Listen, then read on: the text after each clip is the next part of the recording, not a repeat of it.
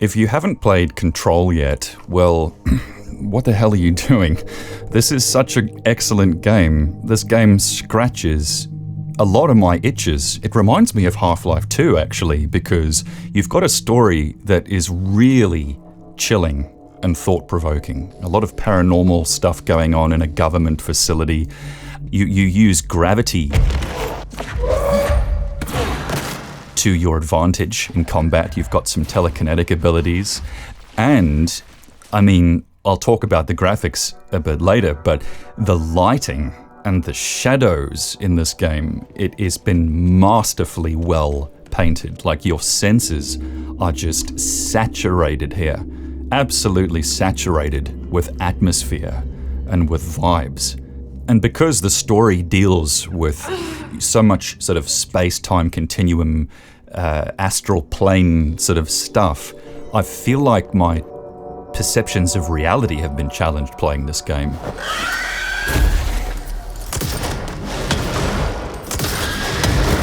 You play this girl called Jessie, and what you're doing is you're investigating what's going on in this very secret sort of government facility. And what is going on is some pretty serious next level stuff. Like, they are experimenting with some very paranormal things. Everything from time to telekinesis was being tampered with here. And I say was because the whole place is virtually abandoned. Something obviously didn't go so well. They're even dealing with the spiritual plane in this place, so it gets a little bit creepy. It's not totally abandoned because when you walk through, you start noticing this. You start noticing the bodies of people who used to work here and are now just suspended in space. Inanimate, just murmuring something weird, basically forever. So, yeah, that's normal. And as you go deeper, you find these kind of video diaries. Intrusions upon the perceived reality. That were left by the scientists responsible for this disaster a really long time ago, because it looks like this place has been going for ages, since the 60s or the 70s or something, I don't know. It turns out your brother might be in this facility someplace. I mean, that's assuming he's still your brother. That's assuming he's still human. You do start questioning your perceptions because this place is huge. It's like ludicrously big. You know, you discover these anomalies and these distortions of space-time that you fall into. It very slowly builds into this experience that gets harder and harder to believe. I definitely get some Stranger Things vibes when I play this game. I get reminded of that game Inside as well, and it reminds me of that Annihilation movie with Natalie Portman. It's got that kind of vibe going on. There's a lot of very deep, tasty questions being asked in this game. You know, questions about consciousness and space and time and relativity. I mean, wow, if Stanley Kubrick was alive to make a movie based on this game, I would think of backing it myself. I want to talk about the graphics because, as I said before, whoever lit the environments here is a friggin' genius. Control, if I go into the options, it can utilize ray tracing technology, which is, it's this thing that basically simulates the reflectance of light from surface to surface, and it can make things look really realistic. Oh my goodness. The problem with ray tracing is that it tanks your frame rate. Your performance will go down the toilet. I'm running this in 1080 HD with basically everything maxed out, except for the ray tracing features, obviously. And this is going to sound a bit weird because I actually prefer how games look in 1080 HD. I don't like the look of 4K. All the edges get too thin and too sharp. It's too digital, it's too sterile. You know, more detail isn't necessarily a good thing. I actually prefer an image that is bold and smooth and creamy. But with the technical stuff out of the way, I have to show you now what's really important and what really excites me about this game, and that is, it's two words that come to my mind: light and shadow. The lighting on display in this game is absolutely nuts. Like, wow, whoever did this is an absolute master of their craft. Like, the vibes and atmospheres that you go through here are some of the deepest I have ever found in a game. Again, I think Half-Life 2, to be honest, maybe a bit of Mass Effect 2. I feel so much when I play this. I feel like isolation, doom, inspiration, I feel curiosity, and it's all driven by how this world is just masterfully painted with light and shadow. Look at this. This is just crazy. Honestly, I have spent just as much time in photo mode taking pictures as I have playing the actual game, because if I turn the ray tracing stuff on, well, okay, I get about 5 frames per second, which is not very fun, but oh my goodness, I come across some of the most hauntingly realistic environments I have ever seen come off my graphics card. In terms of the core gameplay, I mean, most of your time is spent exploring this huge complex, and you use your powers to kind of destroy the entities, shall we say, that appear to stop you. Entities from the other side. Yeah, thanks for that, government. And it's an experience that is awe-inspiring and rewarding at the same time. There is quite a bit of longevity here as well. You know, you bump into a lot of doors that you don't yet have the clearance to open. So you will be coming back in future. One thing that really interests me is how you actually hear what Jessie is thinking all the time. Did she memorize this? You keep spiraling down into this bureau, but you very often hear what Jessie is thinking.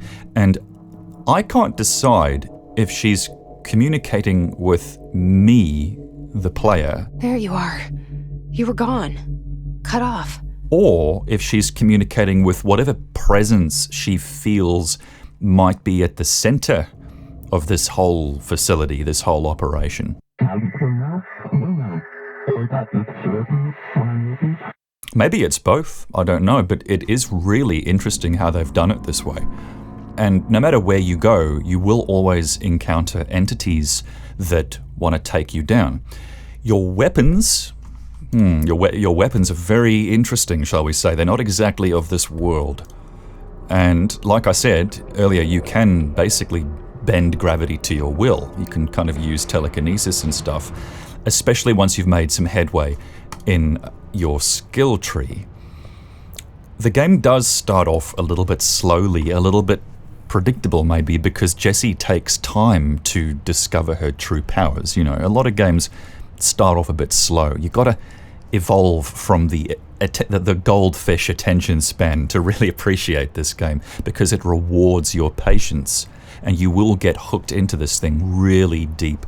Things will not stop getting better for a really long time with this game.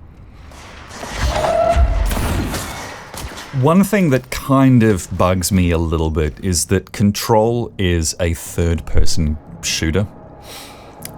You're thinking, well, what's wrong with that? A lot of games are third-person. Yeah, I know, they are. I don't like that. I really wish I could play this in first person, you know, through Jessie's eyes, instead of just lingering, staring at her back, because this world is so ridiculously atmospheric, and having to stare at Jessie's back is like this constant signpost that says you are playing a game, you know. It doesn't kill the immersion, but it doesn't really help it either. This must open the door. I actually can't think of a reason why a game like this needs to be in third person, because, look, you don't collect much in the ways of outfits or cosmetics, and the combat is usually this long-range sort of firefight, you know, so you don't need to see what's immediately around you all the time. So I will say though, because you hear Jesse's thoughts all the time, you do feel a certain oneness with her. So the experience isn't as disconnected as third-person shooters tend to be, in my opinion. So you actually feel like you're sharing the space with her, like mentally and physically. And when I think about that, the more I think about it, actually, the more I see what this game really is. It's not just about the government toying with paranormal stuff. It's actually a journey into that space between consciousness and reality.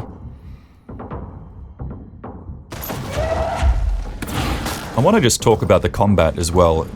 Like I said, there's a lot of exploration waiting for you here, but no matter where you go, there's always a chance that hostiles from the other side will appear to take you down. And this is where combat is pretty much two parts. The first is the most obvious. It's a long-range firefight in which you need to take cover. So think Mass Effect, think Gears of War, think GTA. But where control really comes into its own is with telekinesis. You can basically summon anything you can see towards you, and then you can blast it towards the baddies. That's a lot of fun. I get massive Half-Life 2 vibes doing this. You feel like such a badass playing this game. You can dodge as well. You can sort of dodge rapidly through space, which you will need to do, I guarantee you. Staying still here is a big mistake.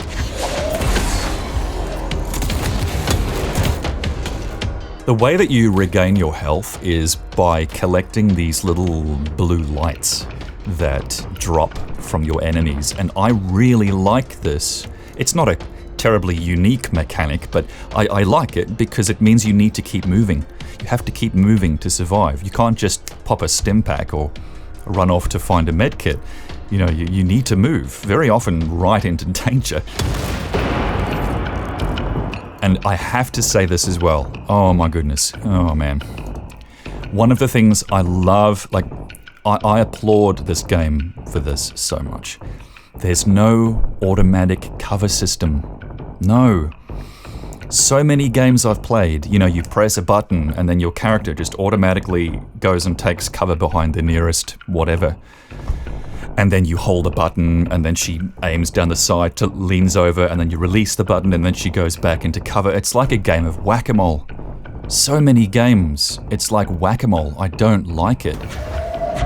So it's really refreshing to play a game like this that doesn't do that. True to its name, Control lets you control where and how you take cover. But I will say, this is another reason why I wish this could be a first-person experience, There aren't any oh shit moments when you can see literally everything around you all the time. I have to talk about sound design as well. It's extremely well done. Oh my goodness. Especially if you play with headphones on, it's got this three-dimensional effect. Everything sort of has this location, this position in space around your head. The guns have this really thick, solid smack. And there's two sounds that I really need to mention. I've never actually heard someone use telekinesis to wield an object from a distance, obviously, but somehow this is exactly how I would expect that to sound.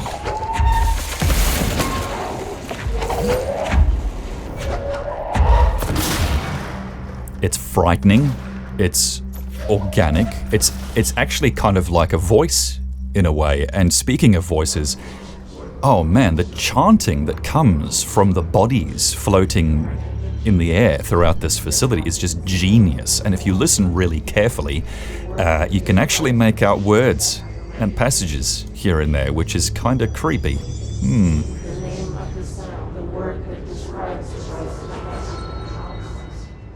But needless to say, it adds to this really unsettling atmosphere.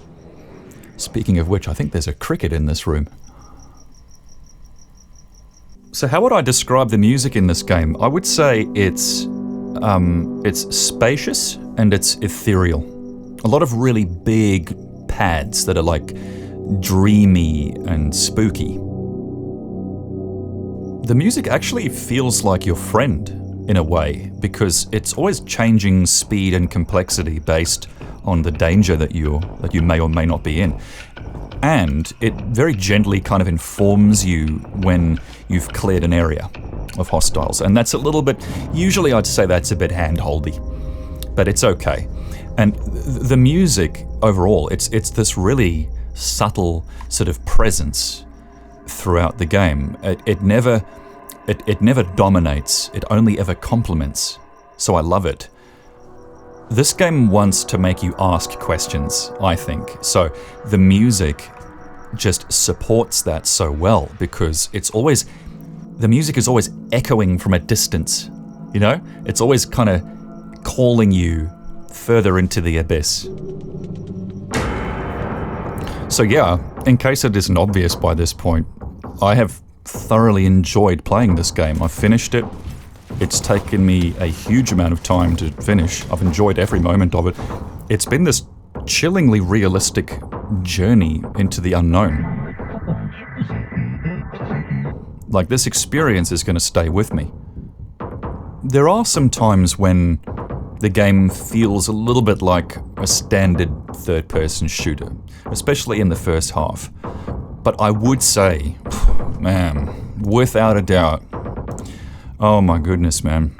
This is one of the most profound psychological experiences that I've ever really had playing a game. You know, not many games have stayed with me the way Control does. So yeah, look, if you like Mass Effect, if you liked Inside, which is an excellent side-scroller, and if you liked Half-Life 2, then wow, man, what are you doing not playing this game? Like, this is worth your money.